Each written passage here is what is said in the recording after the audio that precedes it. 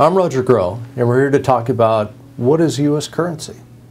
Well, U.S. currency is all of the cash and liabilities that the United States has that they owe to other people, pretty simply. Now, what would cause the price of the stock to go up or down? Well, in some businesses, the government or the controlling company sets the price. Not here. The reason is you and I own a lot more currency in dollars than the government does. So we set it. And it's strictly an auction market.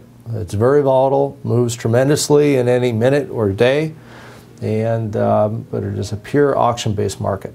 Now, why would anybody hold U.S. currency?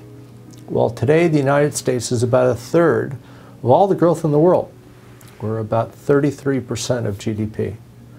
So other countries need dollars in order to settle with us things that they buy from us.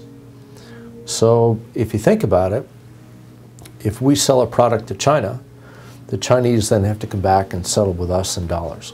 On the other hand, if we buy something from China, we have to settle in RMB or yuan with them. So the U.S. currency, being the preeminent currency in the world, is the most sought after. It's viewed as not being volatile politically. It might go up or down in price, but it's not volatile politically. And it's viewed as being the next best thing to gold, and an awful lot more reliable and easier to settle. The U.S. currency, though, at times, has taken on characteristics of riskless, meaning people have bought it in order to eliminate the risk that they might have with owning another currency in a country that's marginal. Let's say Ecuador, as an example.